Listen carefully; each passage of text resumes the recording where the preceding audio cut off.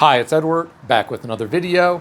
Please take a moment to click the thumbs up button below and consider subscribing to the channel. Please also share this video via social media and with your friends via email. Thank you for your support. Today, I read several financial news articles. I've included links to the articles in the description below. I encourage you to read the articles to support the authors and news sources. As a private American citizen, I'd like to report and share my transformative thoughts through commentary regarding small sections of these articles that are of public interest. Today, I read an article on Yahoo Finance put out by Go Banking Rates and written by Andrew Lisa, titled 76% of Americans have curbed spending due to inflation. See what they're giving up.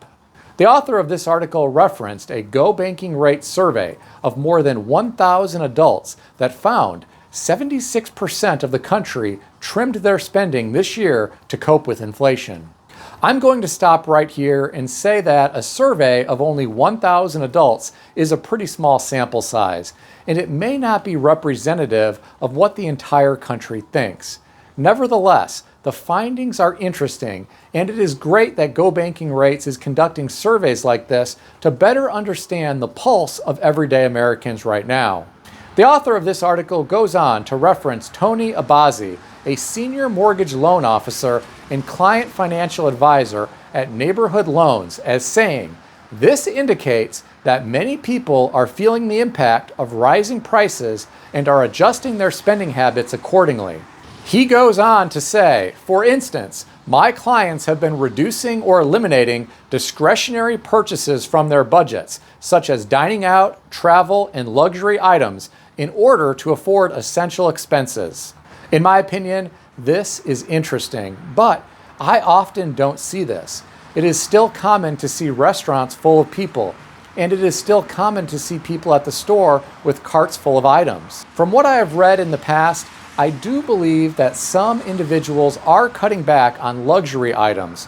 Reuters reported recently about Burberry's shares that fell 10% because of a global slowdown in luxury spending. The author of this article goes on to say funlation has taken the fun out of entertainment, and the author reported that the largest share of the study's respondents, 57%, said the economic realities of the past year forced them to cut back on entertainment. I can understand this. Everything in life is getting more expensive, and entertainment is no exception. I have no doubt that some families are choosing to do fun things at home instead of potentially going into debt to have fun experiences elsewhere. Here is the part of this article that I found the most interesting. An attorney named Loretta Kilday of Debt Consolidation Care said, "Many of my clients have had to adjust their budgets in response to inflation. Their main concerns revolve around managing essential expenses like groceries and utilities, which have seen notable price increases. To cope, they are focusing on reducing discretionary spending." Well, I am not surprised. The last CPI report that I reviewed showed that shelter and food had continued to increase, which most Americans need to survive. Many people are trying their best to cover the cost of shelter and food, which have gotten more expensive in recent years. Those trying to live within their means or beneath their means may have had to cut out discretionary spending for entertainment that is expensive. I am proud of these everyday Americans who are being responsible and prioritizing where they should allocate their money each month and where they should not allocate it. There is something that wasn't mentioned in this article, and that is student loan repayments. There are over 40 million Americans with student loans. Some of them don't have to currently make a payment under Biden's SAVE plan because of their income level and family size. But there are millions of people who are now making student loan payments again after a 3.5-year pause. I suspect some everyday Americans may be struggling to cover their monthly essential expenses, such as rent, food, utilities, and insurance, because they now have to also make a monthly student loan payment. After a 3.5-year pause, this may be a shock to the system for some people. I realize this is not the case for everyone. There are plenty of people who are able to land a great career with their college educations, and they are earning a very nice salary, which allows them to cover all of their expenses with no problems at all. However, I am sure there are others who are now struggling to pay for everything, especially if they are young and just starting out their careers. Life is expensive, and my heart goes out to all of those who may be struggling. If you are struggling, keep your chins up and keep working hard and keep making good financial decisions. There is one section of this article that is troubling to me. The author indicated that 12% reduced the amount they are saving for retirement. I understand why. Some may need to do this in order to prioritize covering the costs of life right now, but I hate to see this happening.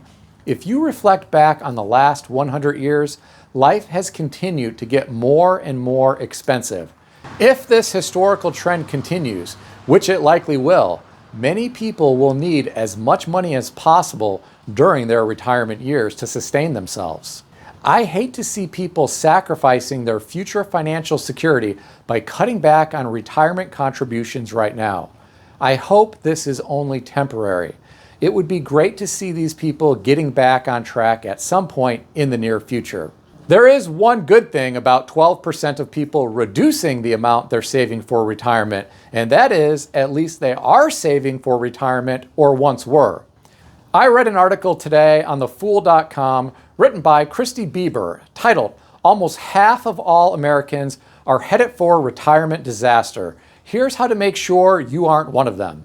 The author referenced information from the Federal Reserve, which indicates that in 2022, 54.3% of Americans reported that they had at least some assets in a retirement account, according to the Federal Reserve. While it's good news that just over half of Americans have money in a 401k or another retirement plan like an IRA, that also means close to half don't have this type of account to help save for their futures. Sadly, for those Americans not working on retirement savings, disaster could be on the horizon. Here are my opinions. It is certainly possible that everyday Americans with no retirement savings at all could potentially struggle during retirement. However, it is also possible that some of these individuals may receive a large inheritance, and that will be more than adequate to sustain them during retirement years. Everyone's individual financial situation is unique. It's also possible that someone without a retirement account may be married to a spouse with significant retirement savings to rely on, thereby eliminating the need to have a retirement savings account. While these are just two examples of people who may not need retirement savings, I am sure there are countless others who have no retirement savings and won't be receiving an inheritance or don't have a spouse with a large retirement account. These are people who may struggle during retirement years because Social Security often does not provide enough money to live on comfortably. Don't take my word for it though. The author of this article said if you aren't saving for retirement, you're going to be in financial trouble when you stop receiving a paycheck. You'll most likely get Social Security benefits if you worked for at least 10 years in the US, or if you qualify based on being married to someone who has worked for long enough. But Social Security is only designed to replace about 40% of pre-retirement income. Reducing what you're bringing into your household by 60% is going to lead to drastic and most likely unpleasant changes in your living standards. This may be the case for some renters, especially if rent prices keep going up. If you retire as a renter, you are at the mercy of your landlord, who may increase your rent at the end of each lease term, depending on the terms of the contract, of course. If someone has a modest home that is paid off with low property taxes and low insurance and low utilities, and this individual also has a modest vehicle that is paid off and in good condition, it may be more feasible to just survive on Social Security during retirement years. Some of this will also depend on your health and your lifestyle. Someone living just on Social Security probably isn't going to be jet-setting around the globe, but he or she may be able to carve out a nice, relaxing life doing simple things. If someone is in good health, it may also be more feasible to survive on Social Security during retirement. On the other hand, someone who is in poor health may be faced with more of a struggle. Some individuals don't want to put their money in the Wall Street casino, which is why they may not have a retirement account such as a 401k. However, they may have other investments. For example, someone might own a rental house or land that is rented to a farmer. These types of investments may provide income during retirement years, which may not have been reported in the data that I shared with you from today's article. In my opinion, everyone should develop a retirement plan that works for them based on things such as their risk tolerance and future retirement lifestyle expenses.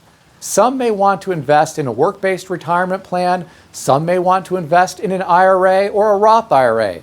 Some may want to invest in some other type of assets, such as real estate. These are all very personal decisions. I just think everyone should have some type of plan so you don't reach old age and get into a position where you are physically or mentally unable to continue working, but Social Security isn't going to be enough to cover your expenses. This would be a terrible situation to be in. Unfortunately, there are everyday Americans who find themselves in this type of position, and this is truly tragic. Please don't let this happen to you. Please do everything that you can to secure your financial future. If you can't do that right now because you are struggling with inflation, please put in place a plan to get on track at some point in the near future.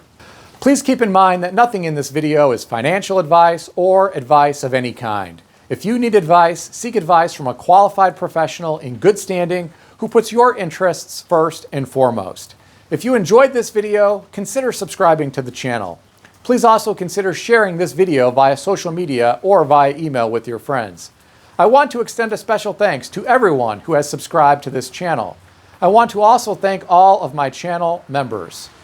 Check out some of the great books that I suggest you consider reading in the description below. I've included Amazon affiliate links to these books. As an Amazon associate, I earn from qualifying purchases. Stay healthy and wealthy. I'll see everyone in the next video.